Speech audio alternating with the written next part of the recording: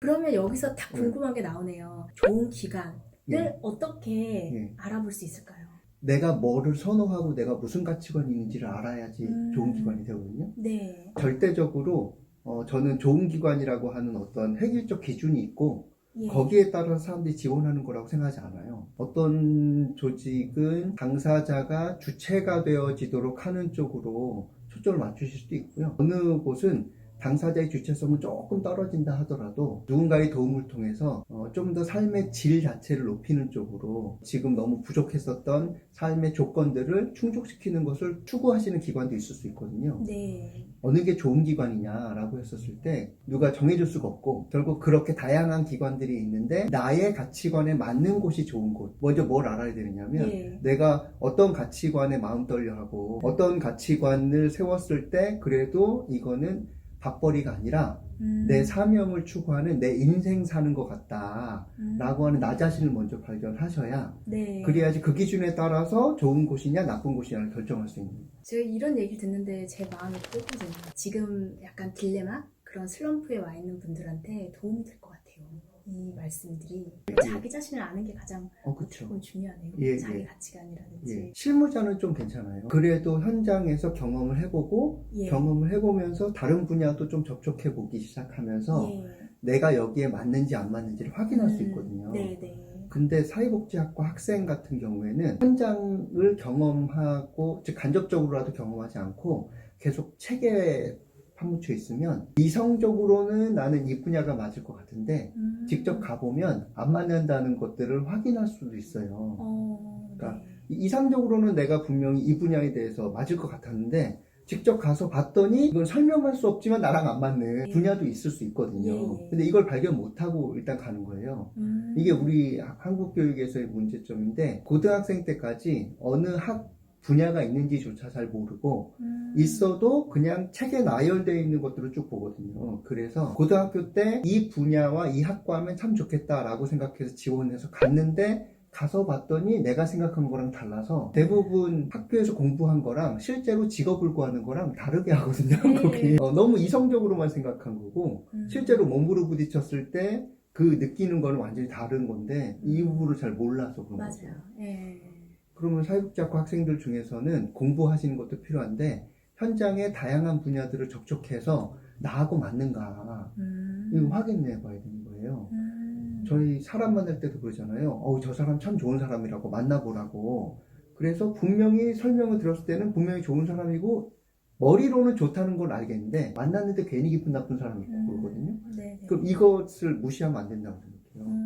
그러려면 학생 때 내가 좀 더 맞는 분야가 어딘지를 자연스럽게 찾아야 되고 그렇게 찾고 난 다음에 그 분야에 대해서 내가 잘 구체적으로 준비를 해야 그래야지 그 분야에서 준비된 사람이니까 기관에서도 날 면접 볼 때 뽑을 탐이 날 거고 그리고 내가 좋은 준비된 사람이면 준비된 사람일수록 나를 탐하는 기관들 중에서 나한테 맞는 곳에 갈 수 있겠죠.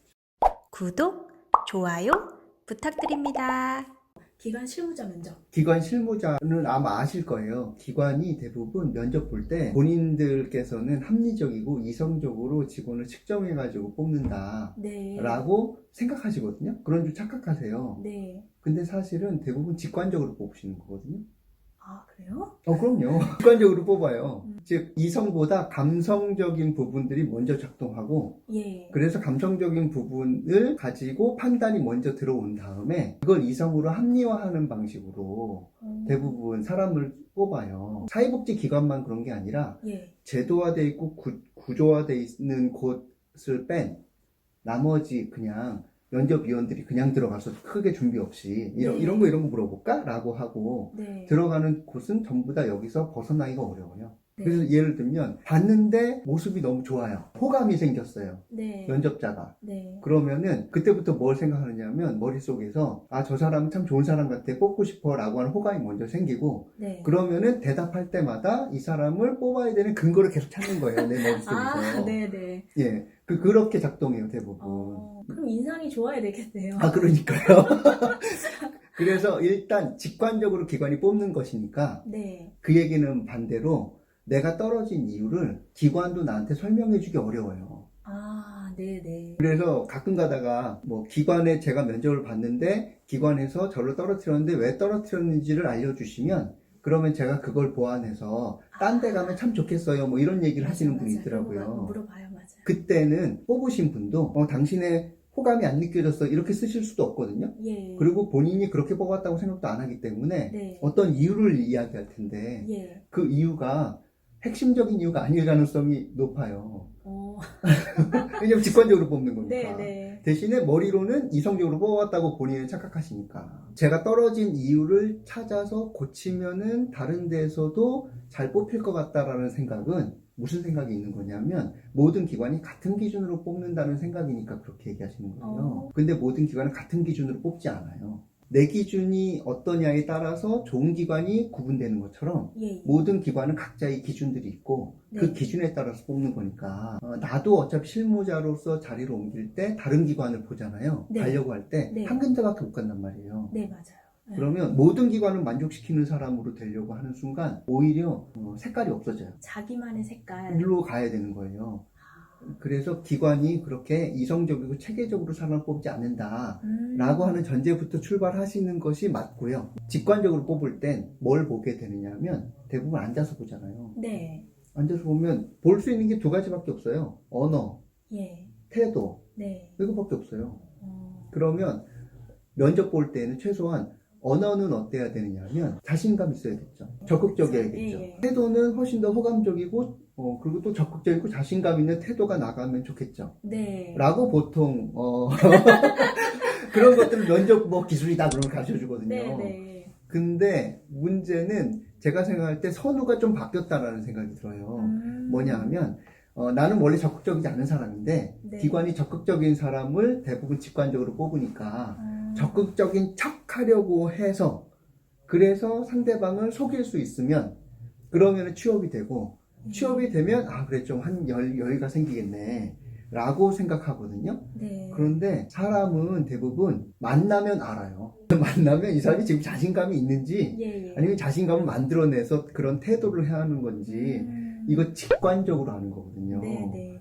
그래서 대부분 사람들이 페이스북에서 글로 이야기하다가 오해가 생기잖아요. 네. 그러면은 통화를 하고 예. 통화를 하면서 억양 같은 걸 들으면서 이걸 알게 되고 그러다가 확실하게 아는 거는 만나서 눈을 보고 이야기하기 시작하면은 이 사람의 글보다 그 진정성이라고 하는 게 느껴지거든요. 네. 그래서 척하면 안 돼요. 척하는 순간 상대방을 속여먹겠다는 뜻이 되는 거고 실무자이면서 구직을 하시는 분이 기관에서 오래 일하셨던 분보다 사회생활이 짧으면 짧았지 길진 않을 가능성이 높거든요. 네. 그러면 더 많은 고생을 하셨던 분 같은 경우에는 이게 진심인지 아닌지 얼추 맞춰요.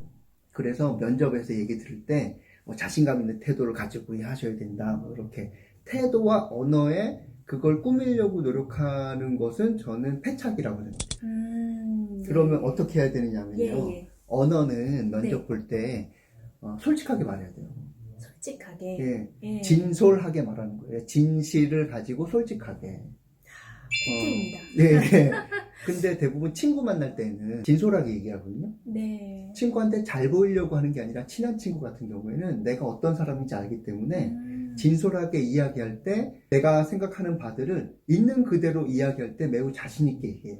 네. 상대방한테 맞추려고 하지 않기 때문에. 네. 예. 그래서 심지어는 상대방이 막 이야기하는데 내가 너무 이야기하고 싶은 게 있어가지고 말을 끊고서라도 막 이야기하거든요. 네. 그리고 목소리를 높여서까지 얘기하고. 네. 그 얘기는 진실하고 솔직한 것이 갖고 있는 기본적인 자신감으로 드러난다고 생각해요. 네. 예. 근데 내가 저 기관에 너무 매달리고 싶어. 그러면 꾸미게 되고, 꾸미게 되면 상대방이 자신 없다고 판단할 가능성이 높아서 채용될 가능성이 별로 없어지는 거예요. 예. 그래서 자신감 있는 척하고 취업되고 여유를 갖는 게 아니라 있는 그대로 내가 먼저 여유를 가지고 나 여기 취업 안 돼도 돼. 하지만 내 본 모습을 가지고 상대방 기관을 면접 보고 그래서 나도 맞고 너도 맞으면 내가 여기 갈 거야 라고 하는 이 여유로움이 있어야 진솔하게 말할 수 있는 여유가 생기면서 진솔하게 말하면 자연스럽게 자신감이 표현되는 거예요.